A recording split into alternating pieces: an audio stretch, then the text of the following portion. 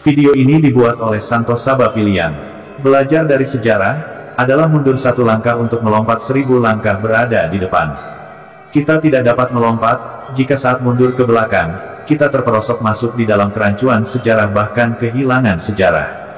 Penjelasan di video ini adalah dalam upaya pelurusan catatan sejarah bangsa Nusantara, tidak sedang menyebarkan agama, apalagi menistakannya. Seluruh isi materi ini adalah kajian telah akademik terhadap sejarah leluhur bangsa Nusantara. Semoga Sang Hyang Widi Tunggal melimpahkan segala sifat kebaikan dalam penulisan babat sejarah bangsa ini. Semoga diberi kemudahan dan berhasil membuka kembali fakta sejarah leluhur kita yang faktanya lebih maju dari saat ini. Pranamyam Siradewam, Bukti Mukti Tartaya, Prawakshatwa Winiyah, Brahmanam Kesatriyadi, Patayeswara. Bebas dari segala kesalahan dan kekeliruan, karena kurang pahamnya kami terhadap Purana Tatwa, dalam upaya menyusun kembali catatan sejarah, untuk mengingatkan para keluarga dan anak cucu kita, agar tidak buta melangkah karena sejarahnya telah dikaburkan bahkan berupaya dihilangkan. Sekali lagi dijelaskan, bahwa belajar dari sejarah adalah mundur satu langkah untuk melompat 1000 langkah berada di depan. Kita tidak dapat melompat jika saat mundur ke belakang, kita terperosok masuk di dalam kerancuan sejarah bahkan kehilangan sejarah. Video ini adalah upaya menginspirasi generasi kita, untuk memahami siapa leluhurnya, bahwa sejatinya, leluhur kita adalah bangsa besar, yang telah melakukan penyebaran ke 3/4 muka bumi sampai ke daratan India, meninggalkan jejak 3 agama besar di sana. Kitalah yang mewarnai India. Berdasar kajian dan telaah literasi, didapat bahwa nama leluhur kita terdahulu bangsa Nusantara adalah bernama bangsa Jawi, sudah berpandangan pada monoteisme, ajarannya bukan menyembah arwah batu atau pohon, juga ajaran yang dianut tidak berasal dari tempat lain, bukan juga dari India. Tapi sejatinya cikal bakal terlahirnya ajaran di India itu, berawal dan berasal dari Nusantara. Simak dan perhatikan baik-baik kajian sejarah bangsa ini Nusantara. Kata Jawi ini bukan dimaksud suku Jawa yang ada di Pulau Jawa. Jawi adalah nama bangsa terdahulu yang menghuni benua Sundaland. Tanah Jawi adalah sebutan untuk tanah Melayu yang kini terpublikasi jadi Melayu. Orang Jawi adalah sebutan orang Arab kepada orang Melayu. Tulisan Jawi adalah tulisan yang digunakan oleh orang Melayu. Melayu adalah kepulauan Nusantara yang dahulu satu kesatuan yang disebut benua Sundaland. Agama yang dianut bangsa Melayu adalah agama Jawi. Agama Jawi adalah agama yang berfaham mengakui dan meyakini akan adanya satu Tuhan. Monoteisme masuk Jawi, berhatan, yaitu salah satu amalan yang diajar Nabi Ibrahim dan menjadi amalan orang Melayu. Agama Jawi adalah agama Nusantara terdahulu yang mengajarkan satu Tuhan, Dharmik Nusantara, the initial philosophy of monotheism. Hyang Widi Tunggal, Ida Sang Hyang Widi, Tuhan satu tak tergambarkan dan tak dapat dibayangkan. All in one God. Perhatikan kata di bawah ini, yaitu kata Hyang, dalam kalimat utuh disebut Hyang Widi Tunggal. Hyang, kata utama ini adalah kata yang menunjukkan pengertian pemahaman tentang yang maha mutlak adanya, Tuhan, dalam kalimat lain yang disandangkan pada objek, adalah untuk menunjukkan sifat mulia dari kata setelahnya. Kalimat Hyang Widi Tunggal adalah Tuhan yang Maha Esa. Hyang Widi Tunggal, prosesi ibadahnya, teridentifikasi dengan literasi kata, sembahyang. Literasi kata itu, terbentuk dari dua suku kata, sembah, dan kata, hyang. Hyang, adalah kata yang menunjukkan pengertian pemahaman tentang yang maha mutlak Tuhan yang Maha Esa, Hyang Widi Tunggal. Dan hanya menyembah kepada satu Tuhan itu, tidak kepada yang lain. Fahami, ajaran asli Nusantara bukan animisme atau dinamisme, tidak dan bukan menyembah roh pohon batu, dan tidak memberi makan makhluk halus, sesajian bukan memberi makan arwah atau roh. Fahami sekali lagi, leluhur kita sudah meyakini adanya satu Tuhan, menyembah hanya pada satu Tuhan, tidak kepada selain itu, sebelum ajaran yang bernama agama masuk ke tanah Nusantara. Tuhan dalam ajaran Kaharingan disebut Yustu Halatala, sedangkan di Kota Waringin Barat disebut Sang Hyang Dewata. Ajaran Tolotang menyebut Tuhan yang Maha Esa, Dewata Wae. Parmalin Batak menyebut Mula Jadi Nabolon. Budaya Marapu menyebut Maulu Tau Maji Tau, pencipta dan pembuat manusia atau Tuhan yang Maha Esa. Budaya Asmat mengenal Tuhan juga surga, Paucapini alam sekarang, Dampu Ocapinmi adalah alam persinggahan, meyakini alam kehidupan setelah kematian disebut safar. Bali menyebut Tuhan dengan Acintya, Dia yang tidak bisa dibayangkan, yang tak terpikirkan, yang tak terbayangkan, Ida Sang Hyang Widiwase. Urutan pengelompokan bangsa-bangsa yang berada di benua Sundaland atau disebut sebagai Nusantara setelah benua ini menjadi beberapa kepulauan adalah bangsa yang bernama Jawi, di mana terdapat Keturah juga melahirkan bangsa dan tokoh besar setelahnya. 1. Jawi, ini bukan dimaksud suku Jawa. 2. Madayu. 3. Cambises. 4. Skythia, Cakya, Saka, Aryan. Bangsa inilah yang melakukan ekspansi hampir ke 3/4 muka bumi diantaranya sampai ke daratan India. Literasi teks kata Saka Cakya, kata ini tertera dengan literasi kata Mahecakya, di panel nomor 43 di relief dasar yang tertutup di bangunan megah di Pulau Jawa, Fuana Cakapala, kini bernama Borobudur. Urutan bangsa selanjutnya, 5. Manesa, 6. Mala, 7. Malay, 8. Mada, 9. Madayu, 10. Malayu bukan Milayu. Pada tahun sebelum Masehi beliau Ibrahim bapak para nabi keturunan Sam bin Nuh telah ada di negeri bangsa Malay. Beliau memperistri putri bangsa Malay, yang bernama Siti Kanturah atau Keturah. Di timur, keturunan Abraham dari Keturah yang melahirkan bangsa besar. Sebelum wafat, Ibrahim atau Abraham telah mewasiatkan kepada anak-anaknya untuk mencari tanah semenanjung di ujung dunia. Di situ akan lahir dari keturunan ini satu raja akhir zaman. Perhatikan telah pada kitab suci di bawah ini tentang nama Ibrahim. Bukanlah Ibrahim itu seorang pemeluk agama Yahudi dan bukanlah juga beliau seorang Nasrani. Quran Surat Ali Imran 65-68. Penjelasan selanjutnya Quran Surat ketiga bagian 67. Ibrahim, bukan seorang Yahudi dan bukan pula seorang Nasrani. Tetapi dia adalah seorang yang lurus lagi berserah diri dan sekali-kali bukanlah dia termasuk golongan orang-orang musyrik. Urutan peristiwa yang dipaparkan dalam Alkitab Kejadian di bawah ini cukup meyakinkan dalam menunjukkan bahwa Abraham memperistri Keturah setelah kematian Sarah. Alkitab Kejadian 23:1 dan 2, 24, 6, 7, 25, 1. Tertulis dalam Alkitab Kejadian selanjutnya, Abraham mengambil pula seorang istri, namanya Keturah, 25:2. Perempuan itu melahirkan baginya Simran, Yoksan, Medan, Midian, Isibak dan Suah 25:3. Yoksan memperanakkan Sheba dan Dedan.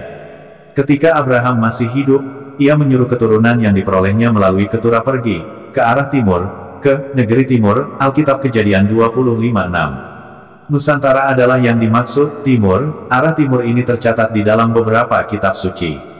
Nusantara terdahulu disebut berasal dari dasar kata Ur atau Urha, lalu menjadi rawa, pulau, rawa perairan atau negeri dikelilingi laut. Ur Ibrahim lahir di daerah yang bernama Ur dengan sebutan yang disamarkan. Ismar atau samar menjadi Semar, dengan inisial rambut kuncung putih dan jari menunjukkan angka 1 yang menandakan hanya percaya dan menyembah pada satu Tuhan, Hyang Widi Tunggal. Bukti lain tentang arah kata timur dan Nusantara dari kitab suci. Kata timur ini ada tertulis pada dua kitab, yaitu Alkitab Kejadian dan Veda.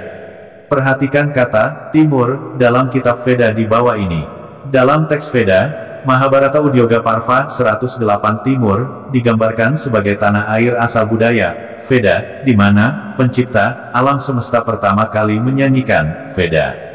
Yang dimaksud timur, atau arah yang dimaksud negeri timur, adalah Asia Tenggara, Nusantara Indonesia terdahulu, Tanah Malayu, Tanah Jawi. Kita cermati tulisan yang ada pada batu prasasti peninggalan leluhur bangsa Nusantara, yaitu catatan di Prasasti Watu Singasari tahun 4909 sebelum Masehi.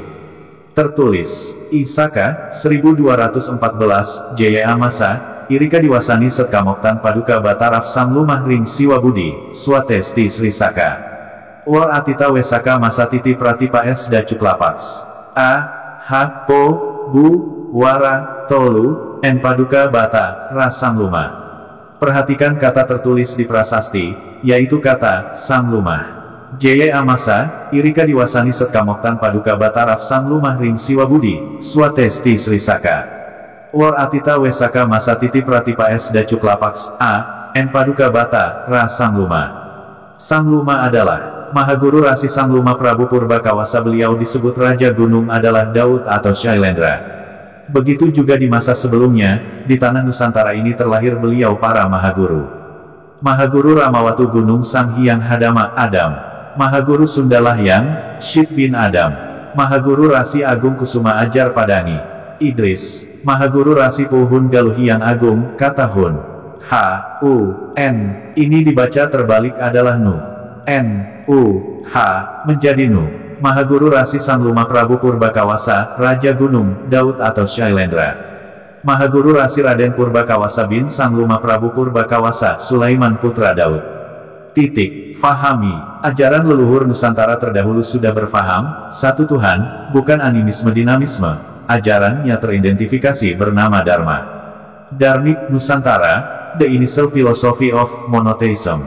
Hyang Widi Tunggal, Ida Sang Hyang Widi. Tuhan satu tak tergambarkan dan tak dapat dibayangkan. Ajaran para Brahmana atau Brahmanik, Dharmik, yang dibawa kaum Arya Cakya, Saka, leluhur bangsa Nusantara sampai ke tanah India sekitar 3000 sebelum Masehi.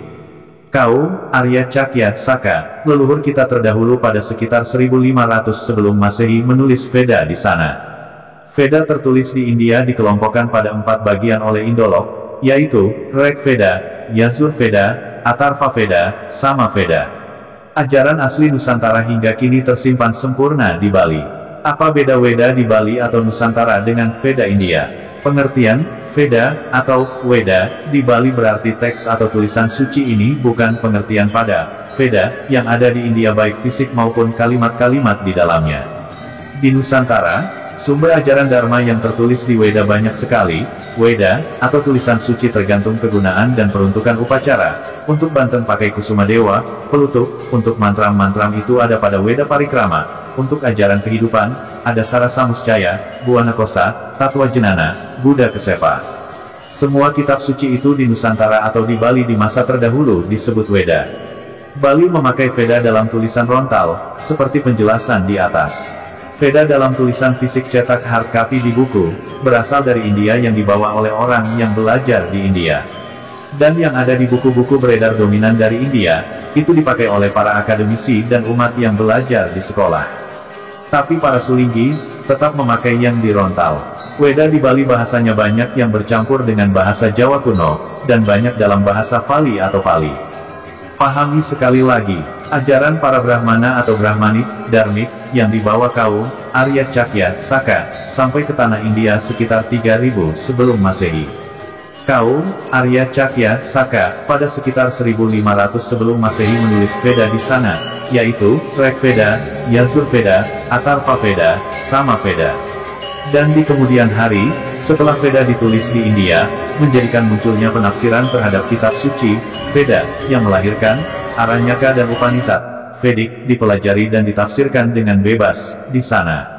Kebebasan ini menyebabkan timbulnya beberapa ajaran dan aliran yang berbeda-beda. Pada tahun 563–483 SM, lahir Siddhartha Gautama tokoh Buddhism. Pada tahun 549–477 SM, lahir Mahavira tokoh Jainism. Pada 1830 Masehi, era Inggris di India lahir ajaran formil yang tidak dari keduanya dan tidak Islam, tidak Kristen, tidak Sikh dan tanpa tokoh pendiri yaitu Hindu, ditambah akhiranisme berbasis Vedic. Jadi, Indonesia, Nusantara terdahulu adalah tempat awal sumber belajar falsafah utama dasar, Dharma, Dhamma, inilah, Dharmik original, yang mendasari lahirnya ajaran Hindu, Buddha dan Jaina di India. Dharma, di era kerajaan digaungkan ke seluruh Nusantara hingga ke Bali, Pajajaran, melarang memungut pajak di sini, hingga kini Dharma original tersimpan sempurna di tanah para dewa ini. Benar Hindu-Buddha berasal dan terlahir dari India dan tidak benar situs-situs di Nusantara Indonesia berdasar Hindu atau Buddha dari India. Ajaran, yang tersimpan sempurna pada budaya Bali dan tergambar di situs-situs itulah, ajaran, yang mendasari lahirnya Hindu, Buddha dan Jaina dibawa oleh kaum, Caka, Saka, Cakya, Arya leluhur kita keluar Nusantara Indonesia. Ajaran leluhur bangsa Nusantara itu teridentifikasi bernama Dharma. Teks literasi kata Dharma itu, tampil di relief dasar Borobudur dengan kata, Kusala Dharma Bajana dan Vinaya Dharma Kaya Cita. Penyebaran ajaran Dharma atau dakwah di masa terdahulu disebut Sidayatra atau Marlapas. Marlapas, atau Siddhartha, yaitu perjalanan suci membina umat melakukan perbaikan dan merawat candi ajaran leluhur Nusantara, Dharma. Para resi terdahulu pernah melakukannya, melaksanakan perjalanan suci, Siddhartha, Marlapas, membawa menyebarkan, dharmik original, keluar Nusantara. Di bawah ini adalah nama-nama tokoh putra Nusantara yang membawa ajaran Brahmanisme Dharma atau dharmik original keluar Nusantara yang baru diketahui. Antara lain, Dharmadasa 700-620 sm, Dharmapala 670-580 sm, Sanjaya Belataputa 6 sm, Sariputra 568-484 sm, Sefarnatvipa Dharmakirti 610 sm 520 sm, ada dua nama sama dalam masa berbeda. Kumarila Bata 618-540 sm, Adi Sankara 569-537 sm. Perhatikan masa hidup leluhur kita yang pergi keluar Nusantara membawa Dharma, sebelum Buddha Jaina dan Hindu terlahir di India. Semua waktu masa hidup mereka adalah sebelum tahun 563-483 sm, sebelum masa kehidupan Siddhartha Gautama tokoh Buddhisme. Juga sebelum masa tahun 549-477 sm Mahavira, Jainisme. Juga bukan ajaran Hindu yang baru ada pada 1830 Masehi, di era Inggris di India, yaitu Hindu ditambah Akhiranisme di saat itu.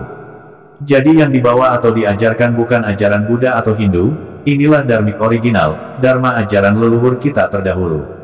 Di antara setelah pendahulunya itu, sejarah di Nusantara mencatat nama Dapunta Hyang Srivijayanasa, selain Maharesi Markandeya, dan Maharesi Agastya.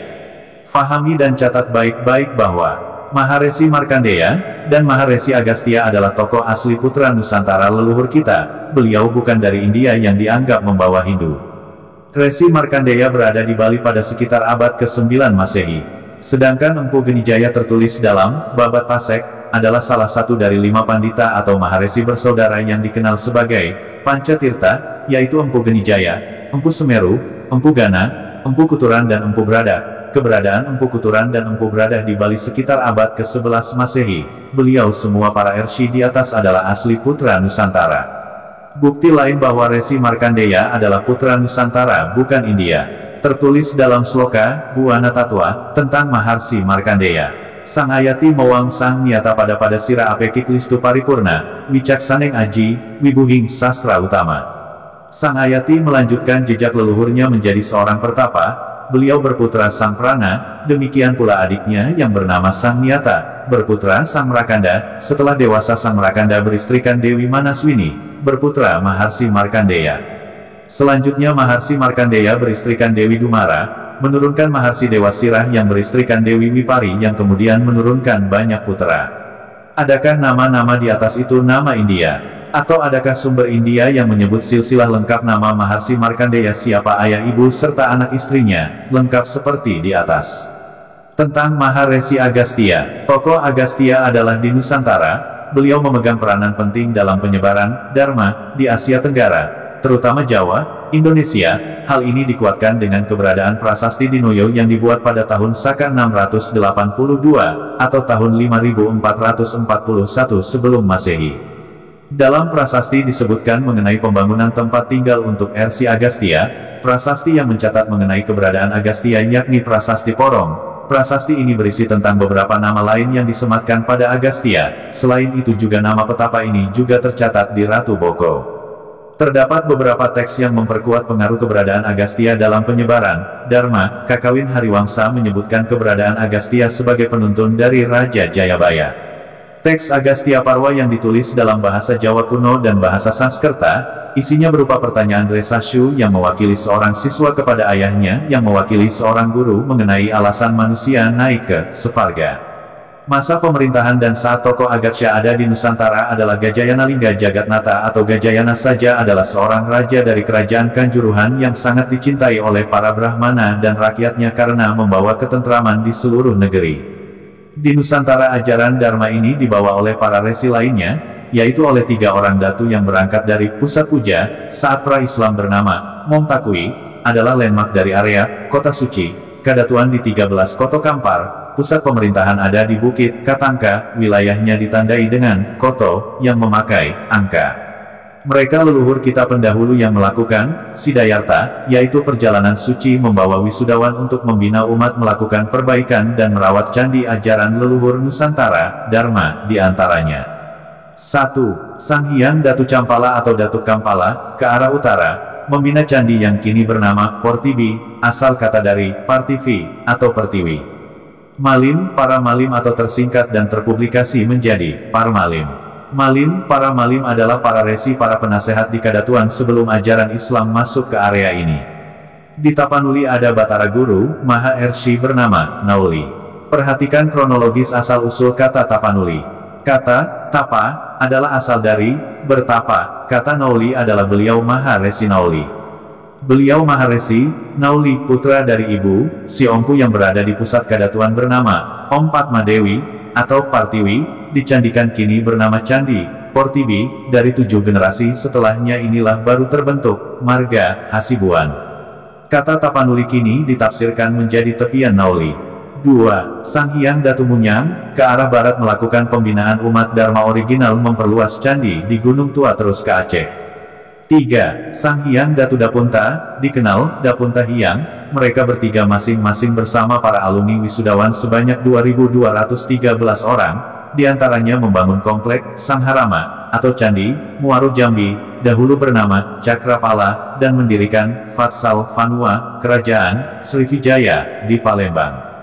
Dapunta Hyang melaksanakan Marlapas ke timur dan utara perjalanan suci membawa Dharmik original, ajaran leluhur Nusantara Dharma yang disebut Siddhartha, bukan menaklukkan negeri, membawa serta putra-putrinya meninggalkannya untuk membina masyarakat di daerah Kejafat Vipa, Bali, Papua. Inilah area di masa pra-Islam sebelum disebut Srivijaya, sebagai pusat ajaran Dharmik original, dipelajari di Sang Harama Universitas Pusat Pembelajaran Dharmik, di Sefarnat Vipa bernama Dharmapala, yang bercabang di Bihar India bernama Nalada. Fahami sekali lagi, di bawah ini adalah bukti fakta sejarah, bahwa leluhur kita yang membawa ajarannya keluar Nusantara, sampai ke tanah India yaitu tokoh putra Nusantara yang membawa ajaran Brahmanisme Dharma atau Dharmik original keluar Nusantara yang baru diketahui. Antara lain, Dharmadasa 700-620 sm, Dharmapala 670-580 sm, Sanjaya Belataputa 6 sm, Sariputra 568-484 sm. Sefarnat Vipa Dharma Kirti 610 sm 520 sm, ada 2 nama sama dalam masa berbeda. Kumarila Batai 618-540 sm. Adi Sankara 569-537 sm. Kita simak penjelasan tentang fakta sejarah, tokoh putra Nusantara pembawa Dharmik original sampai ke daratan India, salah seorang dari nama tersebut di atas. Beliau adalah Sariputra 568-484 sm. Ini fakta nyata sejarah, bahwa kitalah yang mewarnai India, bukan sebaliknya. Pada tahun 1921, di ruang depan biara nomor 1 di Nalada oleh Hirananda Sastri ditemukan artefak berupa pelat tembaga. Sumbangan Balaputra Deva, dari dinasti Sailendra di Nusantara, tertera tulisan, "Kami diminta oleh Maharaja Balaputra Deva yang termasyhur, melalui seorang kurir yang aku buat untuk membangun sebuah Sang Harama di Nalada yang telah dikabulkan dan ditandai oleh dekrit ini." Prasasti itu berbicara tentang Deva Paladeva Kekaisaran Pala yang telah mengabulkan permintaan Sri Maharaja dari Sufarnat Vipa, Balaputra, untuk membangun sebuah Sang Harama di Bihar, India. Balaputra disebutkan sebagai anak Rakai Warak, cucu dari Sailendra Vamsatilaka Permata dari keluarga Sailendra, dengan nama Sri Viravairi Matana, pembunuh pahlawan musuh Raja Jawa yang menikahi Taraf Putri Dharmasetu. Singkatnya, Nalada Copperplate, yang ditemukan di Vihara 1 Nalada di India, tertulis Raja Pala keturunan Shailendra bernama Balaputra Dewa dari Sefarnat Vipa. Artinya, Nalada, di Bihar India didirikan pada tahun 427 Masehi dibangun oleh dan atas prakarsa Sailendra asal Nusantara. Beliau membangun Nalada demi kepentingan pengembangan, yang pusatnya pendidikan itu ada di Nusantara. Kitab Mahaprajnaparamita Sastra tentang Sariputra dan gurunya Sanjaya yang ditulis oleh Nagarjuna dalam Mahaprajnaparamita Sastra, yaitu kitab-kitab yang menulis risalah tentang kebajikan kebijaksanaan, juga dalam Divyavadana, halaman 394. Sarvalokasya Prajna Stapait Vatatagatam, Sariputrasya Prajnaya Kalam Narhati Sodasim. Tertulis, seorang Brahmin dari Suvarnadvipa bernama Kinva adalah beliau, Suvarnakesa. Salah satu dari 6 guru besar non-Buddhis, Sanjaya, Sariputra. Dia berasal dari Suvarnadvipa, dalam bahasa Tiongkok tercatat sebagai Kincheo. Sariputra, ia dilahirkan keluarga Brahman, usia 17 ia menguasai semua keilmuan Veda. Di area Universitas Nalada di Bihar, India, tepatnya di situs kuil nomor 3 disebut dengan nama Stupa Sariputra, panel relief terpahat di atas menara. Ini adalah bangunan Nalada yang paling ikonik dengan beberapa anak tangga yang mengarah ke puncak. Stupa itu bernama Sariputra. Sariputra juga disebut Upatisya adalah putra dari ibunya Sari atau Rupasari. Karena nama ibunya itulah ia disebut Sariputra, ayahnya Madara. Ayah dari Sariputra bernama Madara. Beliau ini yang menulis kitab Madara Sastra yang dipelajari di Nalada, Bihar, India. Nalaka atau Nalada adalah nama desanya. Kini disebut Desa Panisan, di area sekitar Candi Muara Takus. Nama ibu dan anaknya jelas nama Nusantara, bukan India. Bangsa Jawi, adalah di mana terdapat Keturah, yang melahirkan bangsa dan tokoh besar setelahnya, yaitu Skitya, Cakya, Saka, Aryan. Bangsa inilah yang melakukan ekspansi hampir ke 3/4 muka bumi, di antaranya sampai ke daratan India. Literasi teks kata Saka Cakya. Kata ini tertera dengan literasi kata Mahecakya, di panel nomor 43 di relief dasar yang tertutup di bangunan megah di Pulau Jawa, Fuana Cakapala, kini bernama Borobudur. Leluhur kita adalah bangsa atau kaum Skitya versi Eropa sebut Skitya, ini adalah Cakya, Saka adalah Arya atau kaum Aryan. Literasi kata Arya terekam pada kalimat pembuka prasasti Kalasan tertera kalimat, Namo Bhagavatyai Arya Tarafyai. Juga berkesinambungan dengan kalimat di bawah ini, yaitu teks kalimat tertera pada Stupa Sariputra di Nalada, Bihar, India.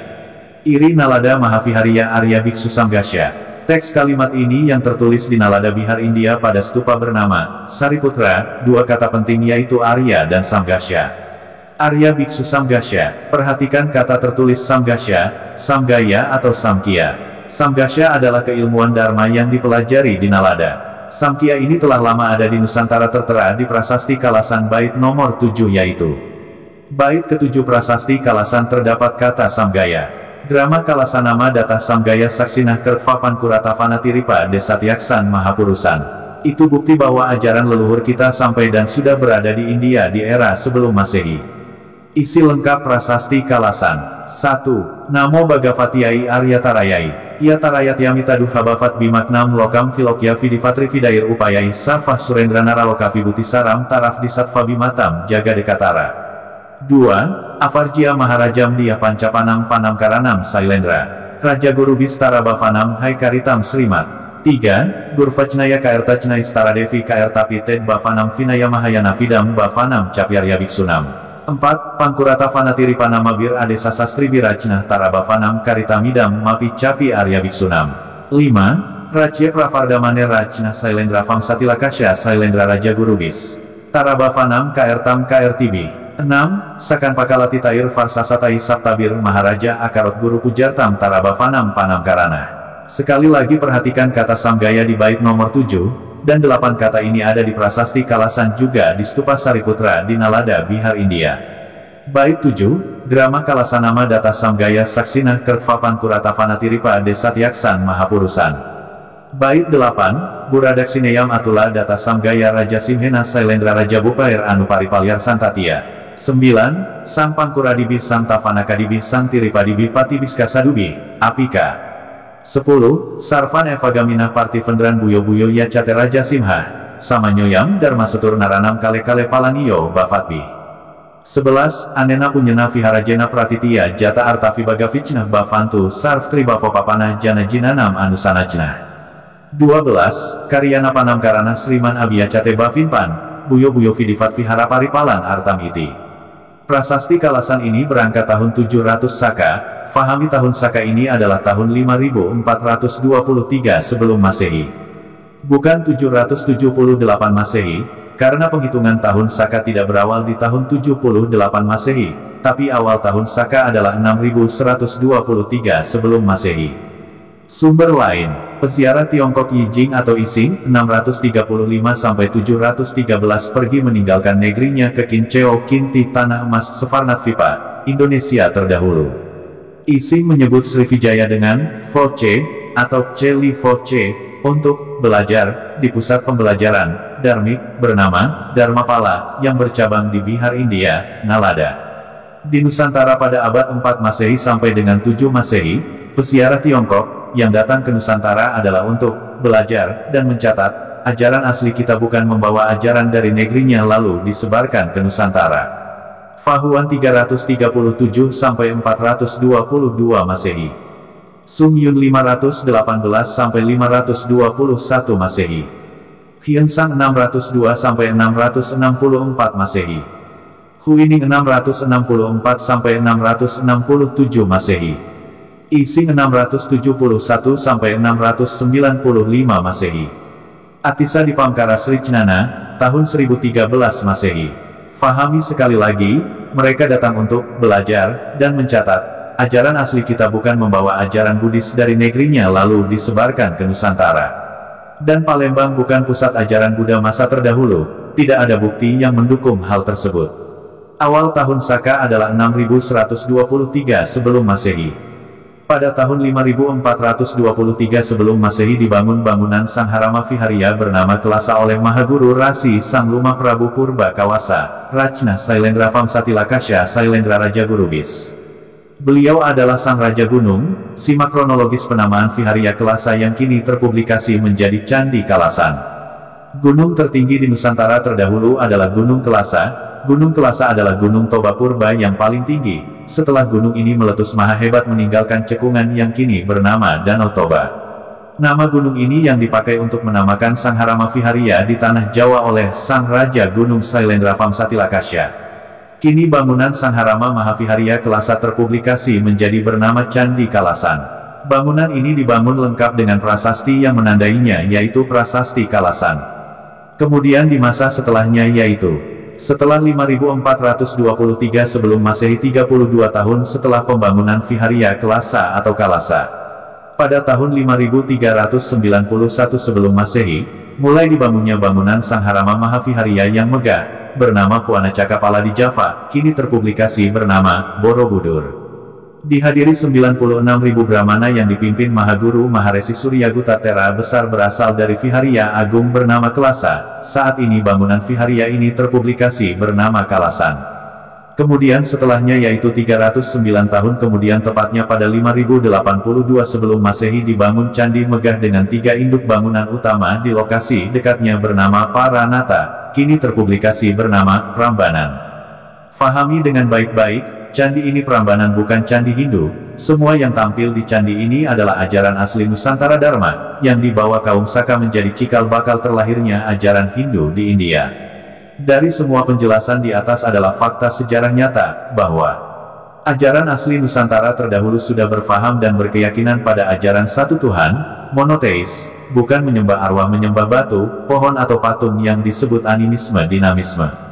Ajaran asli Nusantara itu tersimpan di Bali dan tergambar di Borobudur, bernama Dharma, yang dibawa keluar Nusantara sampai ke daratan India, melahirkan 3 ajaran di sana, Hindu, Buddha, dan Jaina. Sejatinya, kitalah yang mewarnai India. By Sang Sahabat.